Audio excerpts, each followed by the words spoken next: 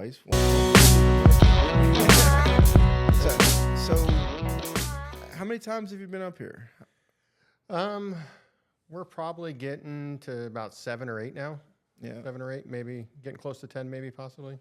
And so you just purchased the Water Safari Park, correct? Yep, back on March 1st. And how did you discover that? I mean, what made you jump on that deal right there? You know, we were in an acquisition. We were looking to buy our first water park, a bank I knew called me and said, "Hey, I've got something that you might be interested in." And I said, "Sure." And honestly, I'd never heard of Enchanted Forest before that, or even Old Forge, to be honest.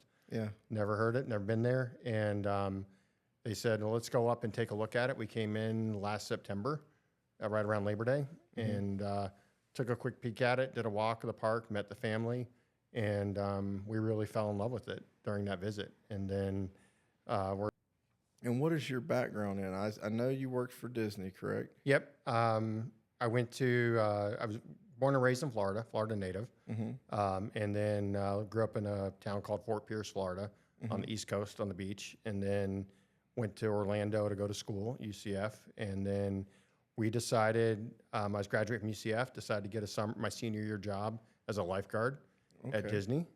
So I was a lifeguard at Contemporary Hotel, and we did that and fell in love with aquatics. Loved that. Worked up myself up within Disney. Worked at Blizzard Beach, one of their big water parks there. Got into management, and then fell in love with recreation, water parks, amusement. I really fell in love with the concept of just going to work and having fun. Yeah. That's the part. Like, you wake up. I tell people, you wake up in the morning. If you don't like what you're doing, get another job. Yeah. I go in every single day. People are smiling, having the time of their life, making memories. And I think that resonates with the vision and the mission of Water Safari. Did you start another business? What business purchased? So what happened was, one of the guys I worked with Disney, I had all of, my last job at Disney, I had all the dry stuff and recreation. So everything on the East Coast of Florida, cruise line, vacation club, world, if it was dry recreation, which was like coin op, contracts, penny presses, I knew every single penny press. If you bought a penny in the late 90s, 2000s, I'm the one that picked the design that went on that penny press. Really? At that point for That's Disney. cool. And then, I had a counterpart in my team, Mike Friscia. He was the aquatics person. So he had boats and lifeguards. Okay. So we kind of split the whole thing in half, and we just made it simple. I had dry, he had wet. So Mike had gone and worked. He actually moved up to, he had left Disney right after I did. And he went to go work for Palace Entertainment at the time. He ran Splish Splash out in New York and Long Island. And then they were a big water park company. So he left to go work for them. And then he had kind of, he'd gotten promoted, changed jobs, different work for different companies. And he was working for Palace, but they had him living in Huntington Beach in California. And expensive part of the world. Yeah. But his family still lived in Orlando. So he would commute. And now he had to go to, he had 13 water parks around the country. So he spent a lot of time on the plane. And they said, okay, you know what? He really wanted to get out of Huntington and stop having to have 2 apartments, 2 houses, one in California, one in a house in Orlando. So he approached me and said, hey, let's start a management consulting company to do water parks. And I said, sure, let's do it. I've been retired for a year. I've been retired. I loved aquatics. Yeah. I'm ready to go back. And so we started IAM at the time, Innovative Attraction Management, name he came up with. And it's been really interesting because we've been partners now. We worked together at Disney, and then we've been together, and people always kind of joke because we don't fight. We get along great. Okay. It's just the simplest thing in the world. We just attack stuff and go for it. And we've been doing that for 12, 15 years now. So how many water parks do you own? This is the first one we own. This is the first one. So we've managed a lot. That's what I meant, managed. Yeah. So, that was kind of our vision, was that we always wanted to buy our first park. Okay. And we had to figure out how to do that. I've managed parks in Daytona Beach, Florida, Savannah, Myrtle Beach, Dallas, Waco, Las Vegas. We've been all over Trinidad, Bahamas, Punta Cana. We've been all over the place, but this was our first opportunity to buy our first park.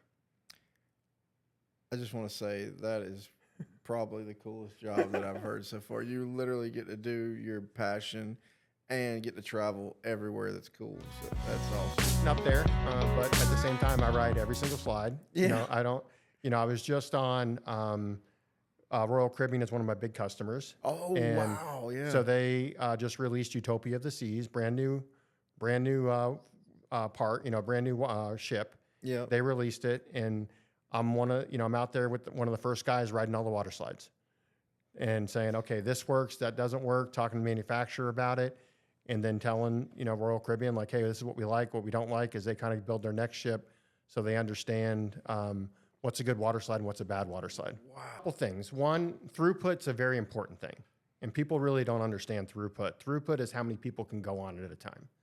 And when you get in the attraction world, throughput's a huge metric as you pick rides and attractions, because that has to do with how long you got to wait in line. Okay. Yes. So if I can get one person down every 10 seconds, if I have a true efficiency, I can get 6 people down a minute, which means 360 people an hour, and you do all the math, and you start doing all the math and all that stuff in school they told you never use. Yeah. This is where you use it. Okay. And you use it on a water slide. And so what we do, throughput's a huge piece of it, because you can have the greatest water slide in the world, but if only so many people can ride it, it's useless, because people are going to be upset that they got to wait in line for an hour.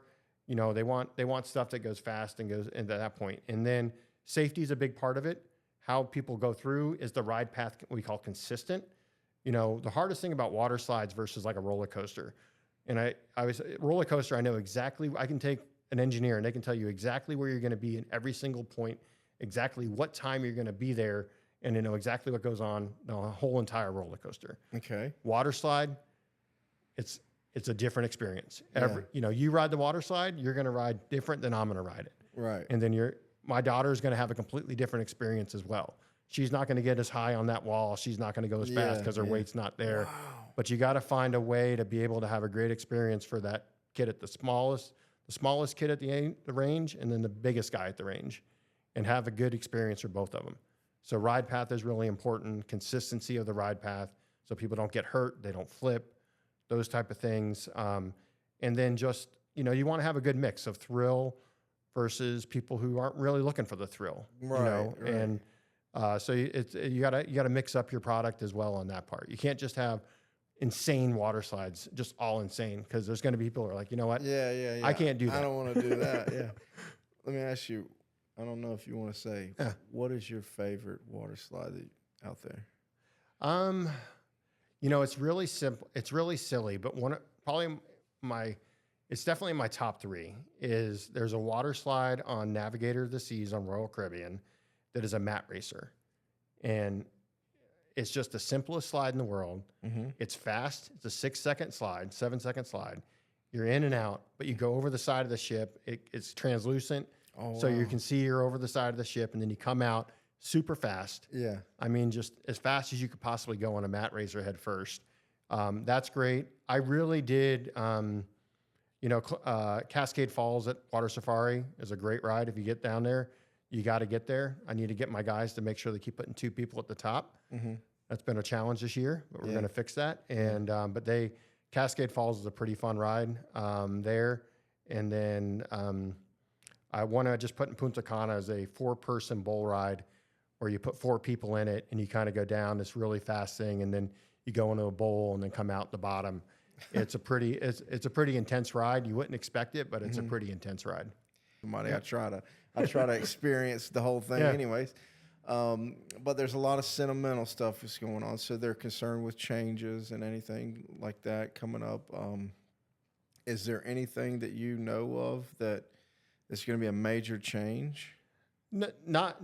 There's really no plans for change. I mean, we did not buy, and it was really funny because our website kind of talks about turnaround projects and stuff like that. Mm-hmm. That's something we're known for in the industry. Right. Is that when somebody's having a hard time, they call myself or Mike and they say, hey, you know what? I've got a park that's in trouble or it's not doing well. I need to turn it around. and we would come in and do that. But the reason we wanted to buy something was that's a hard 3 years of work. And then we did it, and then they would sell it, and they'd say, thank you. And we'd be like, okay, where are we going to work next year? Because our park just went away. Right. But, you know, it was interesting as we started talking about this park, and I started talking, you know, some people found out about it, and all of them told me, like, I've been there as a kid. I can't wait to bring my kids. Yes. That is such a common theme in it that our goal is to just improve it. Yes. And not really change it. I know that that's scary for some people when you say, I'm going to improve it, but not change it. How's that? Lifeguard has done all this. I mean, you got the right people in there. I mean, to especially make a fun park. Yeah, and even when we bought it, Kathy Dunlap, who's our park president, we brought in because Kelly will retire at the end of the season. She's been at the park since she was, you know, a teenager. You know, she's been working there, the whole family, you know, at that point. So she plans to retire. So we brought in Kathy, and it was funny. I'd posted a video or like a Facebook thing, like, hey, I'm heading home from Syracuse. And immediately she texts me, why are you in my hometown? Why are you in my area? And I'm like, I really can't tell you why I'm here. And she goes, are you at Water Safari? And I go, well, we can't, you know, we'll have a, you know, can't really talk about it. But, you know, I said, would you ever have any interest in going back up there? You've been with Disney for 30 years. And would you have any interest in going back up there? She goes, I'd love to go back home. And she told me stories about, that was her first water park, theme park that she ever been to. And it just was the perfect fit. Like, it was almost destiny in the sense of like, you know what, this is somebody that I trust to come up here, move back home, be close to her family, and understands the connection to it, understands the area. What is the plans for the off season? Because you know the season's a little bit shorter up here. That we will have some snow in Old Forge this year, and I'll be able to get on my first snowmobile and experience that. I'm very excited about that potential. You know, we have, you know, and it might upset some people, but we're going to replace the Ferris wheel this year. It's time. Yeah. There's a couple rides back there in the back that, you know, they have an emotional attachment to it. They've probably been on that Ferris wheel's probably been there for 30 or 40 years, but it's just time for it to go. Yeah. So we'll bring in a new attraction next year. That will probably be really the only other change in the water park. Okay. Is that, and we're hopefully going to fix Amazon. We had one ride that a pipe, you know, these things happen when these rides are old. It burst, and we weren't able to fix it this year. So where the break is, we have to break up all the concrete, and we just couldn't do it while the park's open. But we'll get that fixed and maybe put a conveyor in. I look at a lot of the comments, and people really want us to have a conveyor to bring that big. It's a big family raft ride, like an 8-foot tube. Yeah. And they have to now lug it up the walkway. And when you build a water park in the mountains, there aren't really simple walkways. So I hear the guests, and I'm like, you know what? This isn't that hard to put a conveyor in. So we're going to look at that as a possible enhancement for this off season to fix that ride and get maybe a conveyor in so people could just go right on, jump on the tube, and go down the ride. Can you talk about what you're going to replace the Ferris wheel with? I don't know yet. You know, there's a big show in November called IAAPA. It's in Orlando. It's always in Orlando now, but it's the International Amusement and Water Park Show. What a freaking cool job you got. Yeah. Go ahead. It is the coolest show in the world. It takes up the entire Orlando Convention Center, and it is nothing but rides, water slides, theme park rides, inflatables, you know, all the Dippin' Dot arcade games. Every brand new arcade game that's coming out that year is there. Free Dippin' Dots, which people love. So, you know, we want, you know, and I told the whole concept is, one, I'm almost 50. I'm not, you know, social media, I understand it, but I'm definitely don't understand what the greatest TikTok trend is or what's going on here at that point. So I told the guys, just have fun with it, you know, and you can see that if you watch our social, and we've got a lot of compliments on it. Our team does a really good job of trying to instill that fun. And we involve the employees in it. We involve some guests in it. We do a lot of fun things at that point. I think I tell my employees, if you're not having fun, go find another job. Right. That's the honest answer. One of my Jamesisms that I have for people is like Jamesism. Yeah, you got to have I said, there's two things you got to have in life. You got to enjoy your job, and you got to have a good mattress, because that's where you spend a lot of your time. I said, what do you have plans for maybe the next 5 to 7 years with the park. I mean, any long-term plans? I know you're a smart guy. Yeah, I mean, one thing we'd like to do is we'd like to put some more affordable housing in for our employees. So Housing. yeah, I mean, the hard part for Old Forge, and the biggest difference between Old Forge and like any other park I've ever managed before in my life or done anything with is that there are like 25 kids in the town senior class. That's, and Okay. every other park I've gone to, there's, 2,000 seniors within a stone throw of the park. Mm-hmm. So, and then even for our employees, it's very, they have to drive 30, 45-minute commutes to get there because that's where the closest affordable housing is. So we have a lot of land, and we would like to look at, developing some of it for employee housing. Really? That we can get the best talent and retain the best talent in that market and make sure that they can live, they're happy, and that they can not have to spend half their life driving in a car, probably a bigger growth area. Now, as we grow the demand of water safari and more people buy into our vision and everything else, and we have a need for more attractions, we'll be putting in more attractions. We'll add more slides, more hard rides, things like that for people to do. There is land to do that without taking anything out or destroying any of the history. But that we have to get to a point where we need it. Mm-hmm. We think that we will get there. We have a good capital reserve. We put in we have an FEC there, Family Entertainment Center, Calypso Cove in the front of the park. And one of the things when I did my walkthrough, it just felt very dated and it wasn't where we needed it to be. So we decided we put in a ropes course there, a 2-level ropes course with a zip line, because they kind of had these old batting cages there that didn't work half the time, and it just wasn't great. It wasn't a great guest experience. So we put in we spent a lot of money, put a ropes course in, a brand new ropes course in there. So we'll continue to look at how we expand that product, but we're also going to listen to the consumer and find out what they want.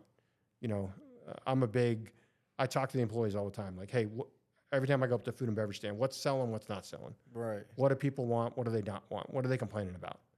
What do they complain to you about? I want to know, because we're going to fix it. And the same thing when it comes to rides, like the conveyor at Amazon. We hear that. We hear you. We're going to, if we can solve it, we're going to solve it. That's great. All right, James, I think that's about it. Is there anything else you wanted to get out? My only other comment would be, if anything, anybody learned today, is that, it's funny because the common theme or comment in social and even in town and different things like that is that, oh, this big corporation in Florida bought Water Safari and they're going to ruin it, And I told Kathy when we set up the interview is that I wish, I really want people to understand it's not this big corporation. We do well for ourselves, but it's literally Mike and I make all the decisions, and we make them with the input of our employees. We don't go top down. We usually go up. Our decision process is bottom up. We want to hear what's going on, but this isn't some crazy corporation that's come in and is going to, from Florida, that's going to destroy the park. Yeah. And if anything, I hope anybody that listened today kind of understands kind of our vision, a little bit about us, and understands that, hey, we're just water park people. I want to ride water slides. I want to have a good time. I'm in the park. I'm working the bar. I'm throwing pizzas in the oven. I'm, serving. My employees love to take pictures of me. Like I'm breaking. Somebody need to go and break for Dippin' Dots. I'm like, I'll go do Dippin' Dots. I'll serve Dippin' Dots. Your hands on. Yeah, let's go. I'll serve Dippin' Dots. You need a break? I'll do drinks in the bar. And I was in the bar one time, and the guy's like, "Hey, aren't you the owner?" Yeah. And I'm like, "Yeah, I'm one." Yeah, I said, "Yeah." And he goes, "What are you doing working the bar?" I go, "The girl needed a break, so let's go." And he goes, and it was just, and he's like, "Oh, that's pretty cool." And I'm like, "But that's who we are. That's our culture. Yeah, we're not this crazy corporate group that is from Florida that's just going to come in and ruin anything." I think they hinted to us like, "Oh, this guy was involved with Disney," so they felt like Disney had came up here or something like that. I am the most anti-corporate guy you could probably meet. Right. I am just small business, get it done. mentality. You know, I want to make decisions. Like, I mean, an example of that would be the other day, like yesterday, we're sitting there and I changed the menu a lot when we got to the park. And because I heard some feedback that people were complaining about the pricing and about the food quality. So this is another, you would love this job. Okay. So we went up to Cisco and Renzi in town. They're the two big food suppliers. And I make them bring all the chicken tenders they sell and they cook them all. And we go in this room and I make everybody eat the chicken tenders. And then we pick the chicken tender we like. And then we do the same thing with burger. We go through the whole entire menu. And we just spend a whole day and all we do is taste every single item. And the chicken tender last year was horrible. It was bad. So I said, you know what, we're going to change the chicken tender. So we went with a different chicken tender this year and it was much improved. But I brought the food and beverage manager. Kathy was there. I was there. We brought a bunch of people down and we just sit in the room and you walk out of there and you don't want to eat for like 3 days when you're done. Cause you do French fries, you do chicken tenders, pizza, everything. You go through the whole menu and they bring out 4 or 5, 6 different options. And you say, okay, that one works, 6 hot dogs. Which hot dog do you want to sell? And we go through the whole thing and we try to really improve the menu. And, but then like, I brought my family up a couple weeks ago because I wanted them to experience the park. So I brought myself, my daughter, my mother. They all came up. They stayed. I had all the kids and the grandparents stay at the campground, and all my brothers and sisters. We stayed at the hotel at Water's Edge, and we went through. And the chicken tenders we got some that were burnt, and it just really irritated me because I put so much effort in this chicken tender, and they were burning them. And but the park is just old and, they were just used to making chicken tenders the same way they made them. Yeah. They didn't have, if you ever see McDonald's and you see like they have the timer and the thing, you hit the button and it tells you, okay, cook the fries for 4 minutes because that's exactly where it needs to be. Yeah. They had no timers. Yeah. So I got out of there and I called Kathy. I'm like, I'm buying you timers. We're going to put freaking timers on those fryers because I'm tired of burnt chicken tenders or burnt French fries. We're done with it. So we put timers in. And when I came back this week, chicken tenders look perfect. They're back, they're the right temperature. They're using the timers. The employees actually like it because now they're not messing up or throwing food away or having people complain about I overcooked it, undercooked it, et cetera. But it's just those simple type of things that we do that, I don't want to serve that to a guest and say like, you know what, I put all this effort into picking the right chicken tender and we're overcooking it. That's epic. That's important right there. But, I like that. So my pitch is like, hey, we just want to make the park better. And it doesn't, I always tell people, if you don't improve today, you're going to be gone tomorrow. That's a company motto I've had since the very first time took my first company over. If you don't improve today, you're going to be gone tomorrow. There's no such thing as you figured it out. Yeah. If you don't find a way to just get a little bit better today, somebody's going to find it. Somebody's going to pass you and you're going to lose your business. You're going to lose your customer. So every single day, can we just get a little bit better, figure something out, and it'll work out. Your customers will appreciate it. Your employees buy into it. They'll be happy because if nobody's yelling at them, they have a great day. But if they make bad chicken tenders, people are going to yell at them. They're going to read the comments on Facebook. Yeah. They're going to cry at home that, they made bad chicken tenders and it's going to make them cry. And I don't want them to cry. I want everybody to just have a good time, come enjoy the park and, and make great, hopefully in those lifeguards, that guy cooking the chicken tenders, the retail hostess, some 15, 16-year-old out there, hopefully in 30 years, maybe they'll buy water supplies from me. All right, man.